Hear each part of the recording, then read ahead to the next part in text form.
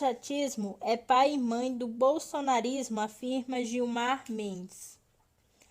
O Ministério do Supremo Tribunal Federal, STF, Gilmar Mendes, afirma que os desdobramentos da Operação Lava Jato contribuíram para a eleição de Jair Bolsonaro. Gilmar disse também que vê uma ligação entre o movimento político gerado a partir do bolsonarismo com a prisão do ex-presidente Luiz Inácio Lula da Silva. Eu acho que a gente até pode dizer que Deus realmente seja brasileiro, ou esteja nos dando uma chance de fazer uma revisão, mas eu já disse, o lavajatismo de alguma forma é pai e mãe do bolsonarismo, disse Gilmar Mendes. A segunda chance é que Gilmar se refere está ligado ao julgamento de Lula no caso do triplex do Guarujá, na terça-feira, 9. Segunda turma do CTF decidiu que, pelo compartilhamento com a defesa de Lula das mensagens vazadas de conversa entre procuradores da Lava Jato e o ex-juiz Sérgio Moro, Gilmar votou a favor de liberar as mensagens ao ex-presidente. Tudo isso precisa ser olhado. É um período anômalo da nossa história. Vamos ter que olhar, discutir, fazer meia-culpa, completou o ministro. O ministro do CTF falou também sobre a influência da mídia durante toda a Operação Lava Jato, nos processos que resultaram na ausência de Lula nas eleições de 2018. Segundo ele, a mídia via nas informações da Lava Jato uma forma de chamar a atenção do público. Sem dúvida, ocorreu a influência do lavajatismo na eleição de 2018. Eu já disse, mas não tem a ver com o governo Bolsonaro. Hoje eu já disse, o lavajatismo que envolveu essas ações envolve a participação de vocês da mídia, porque sem o conúbio entre a mídia e esses atores não teria ocorrido isso. Certamente a mídia era alimentada por essas informações, disse Mendes.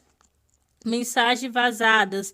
Em 2019, hackers invadiram o celular pessoal de Moro, levando à divulgação de conversas com o procurador Delto Dallagnol. Nas mensagens, eles tratavam de detalhes e andamentos da Operação Lava Jato. Impossível concluiu. Em dezembro de 2020, o ministro Lewandowski, em decisão individual temporária, liberou o acesso das mensagens vazadas a Lula. Em 5 de janeiro, a Justiça acatou a decisão do ministro. Já no 1º de fevereiro, Lewandowski retirou o sigilo sobre as conversas. Na decisão mais recente, a maioria da segunda turma do CTF decidiu nesta terça-feira, 9, liberar Lula acesso às mensagens vazadas da Lava Jato com a agência Sputnik Brasil. Covid-19. A função do governo é estimular as pessoas a ficar em casa, diz epidemiologista.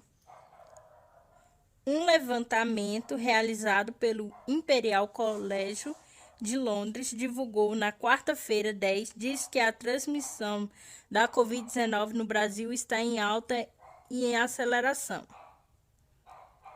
Para Guilherme Werneck, médico epidemiologista e professor do Instituto de Medicina Social da URG, da Universidade do Estado do Rio de Janeiro, o levantamento do Imperial College apenas reforça a impressão que a comunidade científica tem sobre a pandemia no Brasil.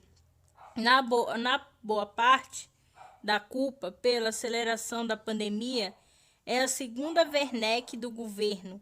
Especialistas argumentam que passado quase do início da pandemia no Brasil, ainda não se viu quase nenhum exemplo de medidas incisivas e eficazes para que a população permaneça em casa e evite circular nas ruas.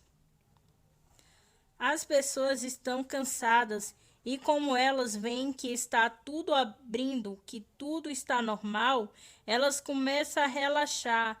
É uma função do Estado, do governo, gerar esta comunicação e mobilização para que as pessoas voltem a sair menos, diz Werneck, em entrevista à agência de notícias Sputnik Brasil.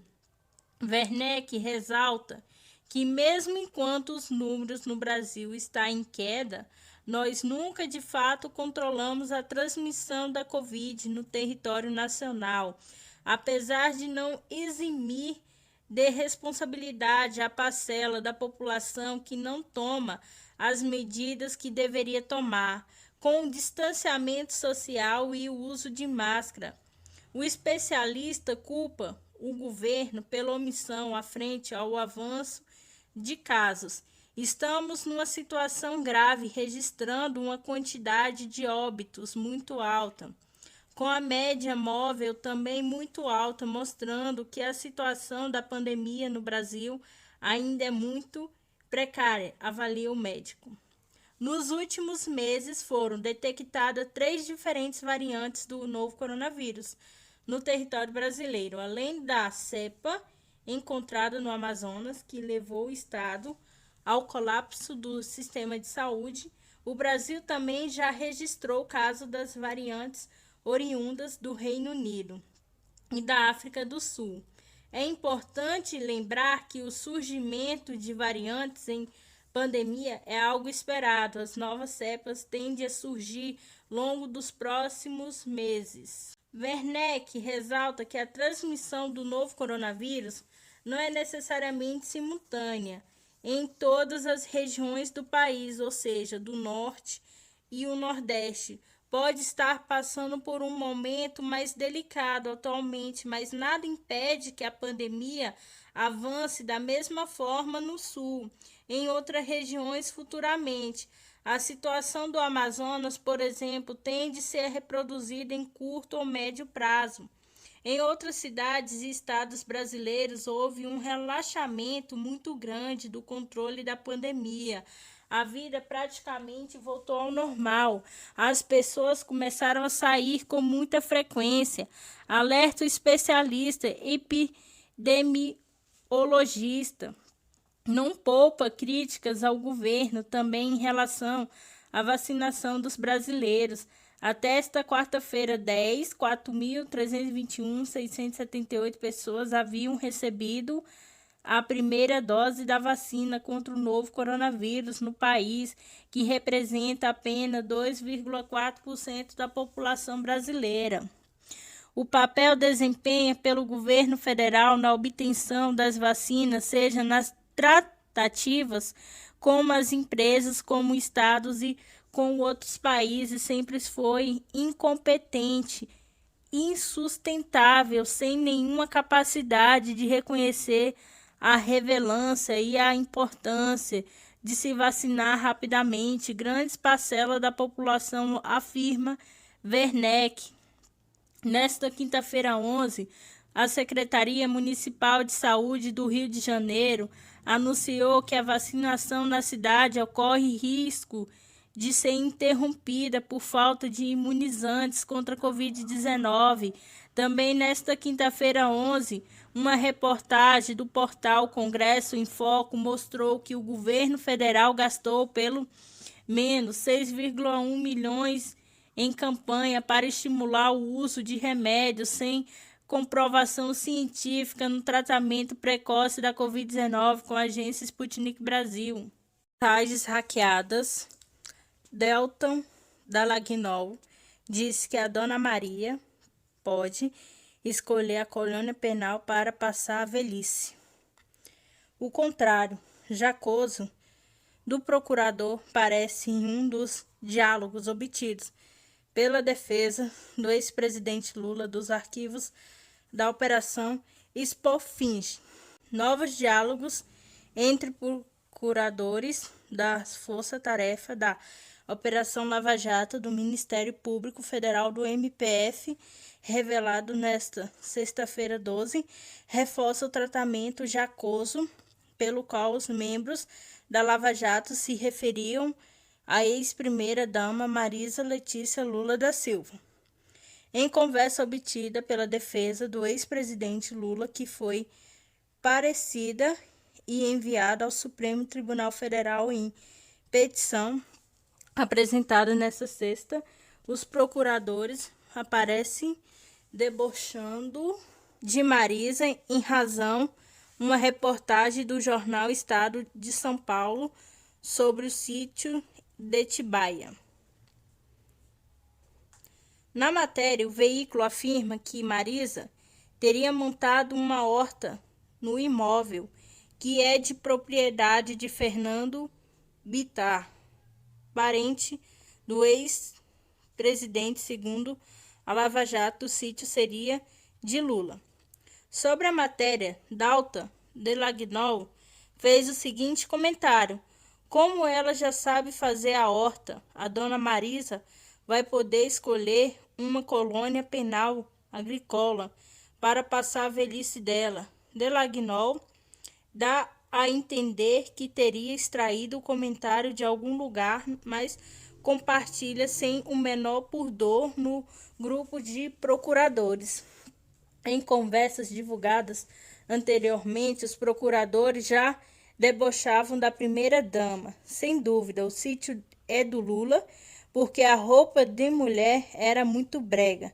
A decoração horrorosa, muitos tipos de aguardentes, vinhos de boa qualidade, mas mal conservados. Achei o sítio deprimente, local para o pouso de helicóptero, confirmado à esquerda da entrada em campo de futebol. Para o helicóptero pequeno, afirmou Januário Peludo no grupo de procuradores da Força Tarefa na Telegram com Revisa Fórum. Aliado de Assemeto, João Roma e o novo ministro da Cidadania de Bolsonaro. O presidente Jair Bolsonaro escolheu o deputado João Roma para assumir o Ministério da Cidadania. A nomeação foi publicada no Diário Oficial da União nesta sexta-feira 12, que também trouxe o deslocamento de Onyx Lorenzoni, que ocupava a pasta para a Secretaria-Geral da Presidência da República. Roma é afiliado ao Republicano no estado de Bahia desde 2016, antes foi do PFL anual do DEM. Entre 1993 e 2016, o deputado é aliado do ex-prefeito de Salvador, Antônio Carlos Magalhães Neto, de quem foi chefe de gabinete. Pelo Twitter, ACM Neto mostrou incômodo com a nomeação de João Roma. Considero lamentável a aceitação pelo deputado João Roma do convite do Palácio do Planalto para assumir o Ministério da Cidadania. A decisão me surpreende porque desconsidera a relação política e a amizade pessoal que construímos ao longo de toda a vida. O Onyx, por sua vez, o deputado federal pelo DEM do Rio Grande do Sul, mas está licenciado para ocupar o cargo do governo Jair Bolsonaro desde sua posse em 2019. Deputado, já foi ministro da Defesa Civil e era até esta sexta-feira 12 ministro da Cidadania. Roma é o terceiro a ocupar a pasta da cidadania no governo Bolsonaro, que já foi dirigida também por Osmar Terra com a agência Sputnik Brasil. Fazenda israelense fabrica o primeiro bife de lombo sem abate no mundo com impressora 3D. Aleph Farmas Ltd cultivou um bife de lombo usado bioimpressão tridimensional e células reais de vaca, uma conquista que está levando a startup israelense a olhar a outra carne. Trabalhando com o corpo docente de engenharia biomédica do Instituto de Tecnologia Tech-On Israel, a empresa da Aleph Farmas fez o primeiro bife de lombo sem abate do mundo, disse representante da organização em um comunicado. Tecnologia da empresa imprime células vivas que são incubadas para crescer, se diferenciar e interagir para adquirir a textura e as qualidades de um verdadeiro bife. Ele incorpora músculo e gordura semelhante à sua contraparte abatida, disse comunicado de Aleph Farmas, acrescentando que o produto possui os mesmos atributos de um delicioso bife de lombo tenro e suculento para você compraria no açougue.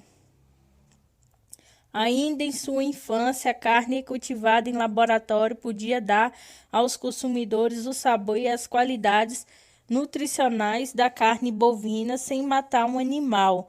A crescente demanda por alternativas de carne impulsionou as vendas de hambúrgueres e salsicha à base de vegetais. Porta-voz de Aleph Farmas disse que agora a empresa pode produzir qualquer tipo de bife e planejar expandir o seu portfólio de produtos de carne de qualidade. A organização teria feito parceria com Mitsubishi Corp para levar sua carne cultivada em laboratório para o Japão em 2019. A empresa cultivou célula bovina na Estação Espacial Internacional com Bloomberg, sem apresentar provas. Pazuello diz que a variante da Covid-19 da Amazônia é 3 vezes mais contagiosa. O ministro da Saúde, Eduardo Pazuello, disse em audiência com os senadores nesta quinta-feira 11 que, de acordo com a informação obtida pela pasta após análise de variantes do coronavírus encontradas em Manaus, é 3 vezes mais contagiosa. Pazuello não informou, porém, como foi feita essa análise e tampouco quais as vacinas seriam eficazes contra a nova variante, conhecida como P1. A nova mutação foi identificada no início de janeiro pelo Japão em turistas que vieram de Manaus. Comprovamos em Manaus uma nova variante coronavírus que se espalha pelo país, uma variante mais contagiosa. Graças a Deus tivemos notícias claras de que as vacinas têm validade com essa variante. Ainda é um trabalho que estamos esperando chegar. Nossas análises 3 vezes mais contagiosas, afirmou. Recentemente, as análises feitas pela Fiocruz apontam que esta nova variante corresponde por 90% dos casos de Covid-19 no estado do Amazonas. Além da região, variante também já foi encontrada em amostras de pacientes analisadas em São Paulo e no Pará. As declarações do ministro sobre a variante correram em sessão do Senado, convocado para que o ministro preste esclarecimento sobre as ações de combate à pandemia. Eduardo Pazuello é o alvo de um inquérito que a investigação só houve omissão da pasta nas ações para evitar o colapso de oxigênio em Manaus. Ao longo da sessão, ele se defendeu e negou ter sido avisado sobre a falta de oxigênio no estado com a agência Sputnik Brasil. Eike Batista é condenado a 11 anos de prisão por crimes contra o mercado. Empresário teria simulado uma injeção de 1 bilhão na OGX. O empresário Eike Batista foi condenado pela Terceira Vara Criminal Federal do Rio de Janeiro em uma pena de 11 anos e 8 meses de prisão por crimes contra o mercado de capitais. A juíza Rosália Monteiro Figueira condenou ainda a pagar uma multa de 871 milhões pelos crimes de insider trading, uso de informações privilegiadas e de manipulação de mercado. Eike foi denunciado em 2014 sobre acusação de ter lucrado com a venda de ações de sua empresa da OGX através da ocultação ao mercado de informação negativa sobre a companhia. De acordo com o Ministério Público Federal da MPF, o empresário teria simulado a injeção de até 1 bilhão na OGX para atrair investidores, incorrendo no crime de manipulação de mercado. A injeção de dinheiro. A injeção do dinheiro foi anunciada pela empresa, mas segundo a NTF, o empresário sabia da inviabilidade financeira de ativos importantes da empresa e não tinha um real interesse em fazer o aporte. O MPF também acusou Eike de usar informações privilegiadas para lucrar com a venda de ações em 2013. O segundo MPF, o empresário teria vendido as ações da OGX em um momento em que ele possuía informações que ainda não tinham sido divulgadas para o mercado. No processo, a defesa de Eike Batista negou que o empresário tenha feito uso de informações privilegiadas ou que tenha tentado manipular o mercado com a Agência Brasil. Em maior, o Banco do Brasil perde lucro para o Santander. Nos anos 70, Atlântico Petroleum, com sede na Pensilvânia, estava longe de figura entre os majores do óleo nos Estados Unidos e também no Brasil, onde sua distribuidora de combustíveis perdia para então estatal BR, Petrobras e Shell, a Exxon e a Texaco, mas tinha um slogan irresistível, que não é o maior que tem a ser o melhor. Era fã e freguês da rede de posto que foi comprado em 1993 pelo Grupo Ipiranga Nacional. Seu mais próximo competidor, meu oposto preferido, ficava no fim de Bartolomeu Mitre, junto à Praça dos Santos Dumont. Morava em Leblon, estudava no Colégio André Moróis, quase ao lado. Depois, com a saída de Texaco, Shell e Exxon, essas últimas tiveram a rede reagrupada na bandeira Shell pelo grupo Kazan Raizen. Ipiranga ficou com ativa rede de abastecimento na Zona Sul e o segundo lugar se manteve após o grupo Ipiranga revender em 2017 a rede de oposto com a manutenção da bandeira no Sudeste para o grupo Ultra e para a BR no Norte e Nordeste, além das participação em petroquímica para o Braskem do grupo Odebrecht. O grupo que mudou o nome para Novonor para tentar apagar o passado estava em plena arrancada monopolista, batida pela rescisão de 2015-16 e os escândalos confessados na Operação Lava Jato. Cito o exemplo da Atlântica para que você, claro leitor, tenta, como eu, entender o porquê o gigante Banco do Brasil, segundo maior banco brasileiro em ativos de 1,782 trilhões, só perdendo para os 2 trilhões do Itaú Unibanco. Teve em 2020 o lucro inferior ao do Nanico. Em termos de comparação, o Santander do Brasil no mundo, o Santander ganha fácil do Banco do Brasil.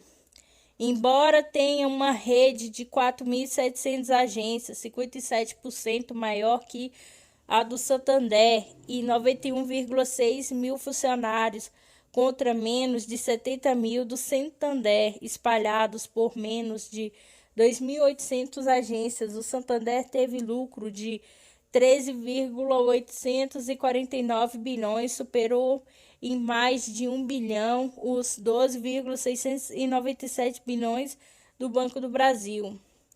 Recentemente, o novo presidente do Banco do Brasil, o executivo André Brandão, que dirigiu o HSBC nos Estados Unidos, foi recrutado em setembro pelo presidente do Banco Central, Roberto Campos Neto.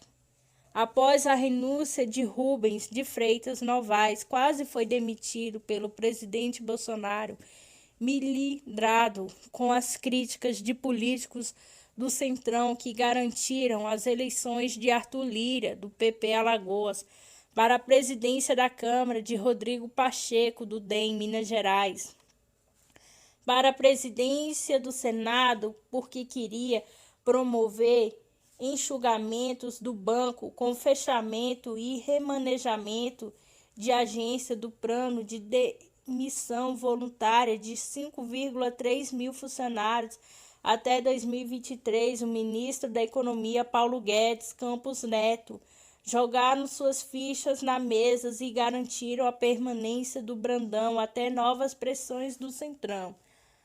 A comparação entre o lerdo do Banco do Brasil, quase uma paquiderme entre os bancos nacionais, só ganhando em organização da Caixa Econômica Federal, que ainda está digerindo enorme expansão de cadastro no auxílio emergencial sem que tenha virado afetivos correntista, vista ou de poupança, e o ágil Santander mostra que o caminho traçado por Brandão está correto. As correções podem ser feitas no time do processo sem afetar os objetivos. Chama atenção o forte aumento de penetração do Santander entre o público jovem e as empresas. Uma das dificuldades do Banco do Brasil, que tem 87 milhões de clientes, está na idade mais avançada de sua clientela, formada principalmente por funcionários públicos federais nos 3 poderes ou das estatais com conta no banco controlado pela União.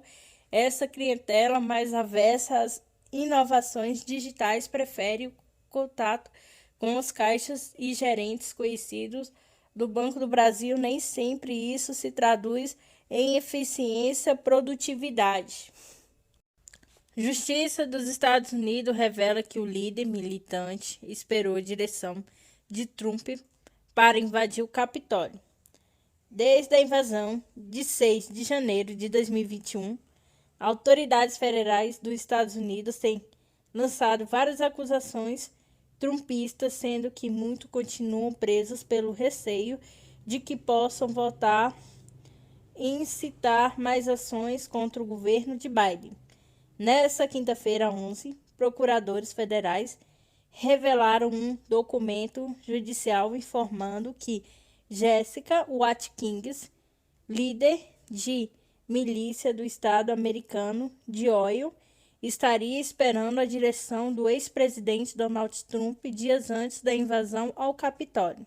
Documento que inclui algumas ligações mais direitas entre Trump e os invasores, constatou que Watkins é uma figura central que pôs em movimento a violência que mudou o Capitólio, não sendo de modo algum o peão auxiliar que foi arrastado no momento.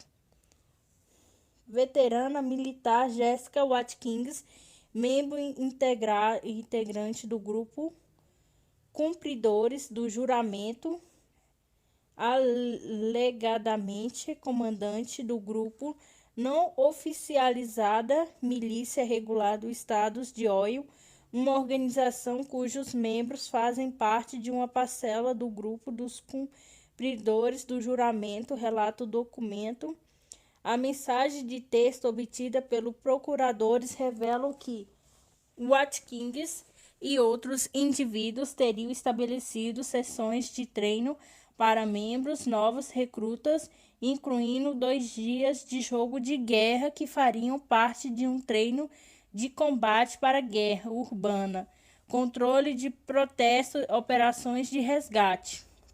À medida em que o dia da posse de Biden se aproximava, a veterana militar indicou estar esperando a direção de Trump antes de agir sobre as queixas das eleições fraudadas, porém, em 9 de novembro do ano passado, uma mensagem de sua autoria mostrou que Watkins estaria preocupada que tudo fosse uma armadilha elaborada.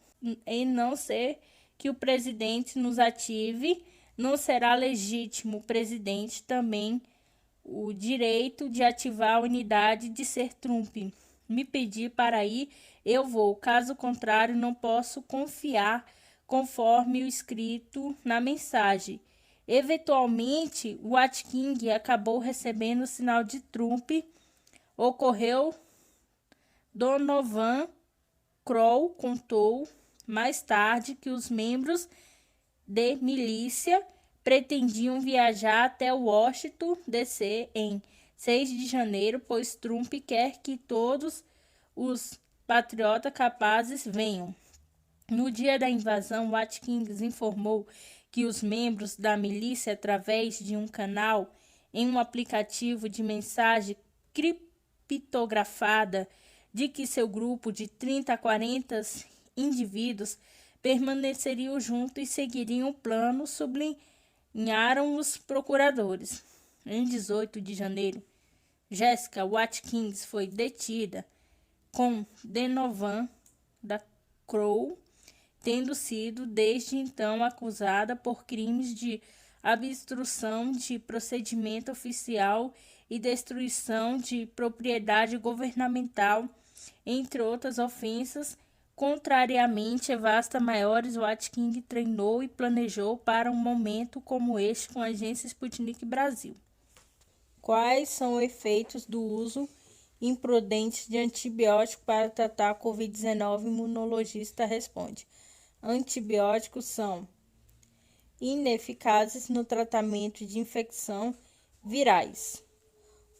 O uso imprudente de antibiótico para tratamento da Covid-19 pode levar a consequências desfavoráveis, contou o imunologista israelense, diretor de pediatria do Hospital Hadassah em Keren, Israel, professor Yaakov Berkun. Segundo o médico, em entrevista à agência de notícias Sputnik Brasil, antibióticos são ineficazes no tratamento de infecções virais, incluindo a Covid-19, e ainda mais o uso imprudente de antibiótico pode resultar em consequências graves. Estudos recentes publicados na revista Infecção Controle Hospital Epidemiologia demonstraram que o todo entre 5% e 7% dos infectados pelo coronavírus na forma grave trata-se de 5% dos internados e não de todos os infectados realmente necessitarem de antibiótico, uma vez que eles desenvolverem a doença bacteriana secundária, enquanto cerca de 70% ou mais dos internados com Covid-19 recebem antibiótico, ou seja, o número de pessoas recebe antibiótico e de vez superior ao que realmente justifica, afirmou Berkun.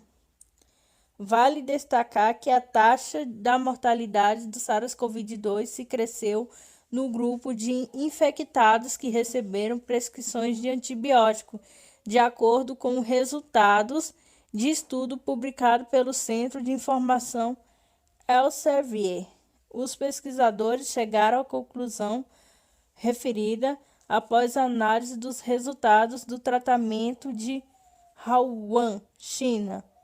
A expulsão da influência de gravidade de doença como fator que contribuiu para a mortalidade. A prescrição imprudente de medicamentos antibacterianos acaba fazendo com que os mais bactérias desenvolvam resistência aos antibióticos. Existe pela primeira vez penicillamina foi utilizada em 12 de fevereiro de 1941 pelo cientista Howard Florey Ernest Chain para o tratamento de policial que estava morrendo de sepse sanguínea. Na época, a descoberta do novo remédio se tornou um avanço científico, panaceia contra a infecção bacteriana. Mas 80 anos depois, superbactérias cuja resistência ao antibiótico está constantemente crescendo apresentam uma ameaça séria a pacientes em hospitais. O tratamento desnecessário através de antibióticos ocasiona resultados negativos como infecção fúngicas em crianças, doenças autoimunes, redução de imunidade e desordem de microflora intestinal. No entanto, o médico enfrenta a pressão de pacientes e familiares que consideram antibiótico a melhor opção.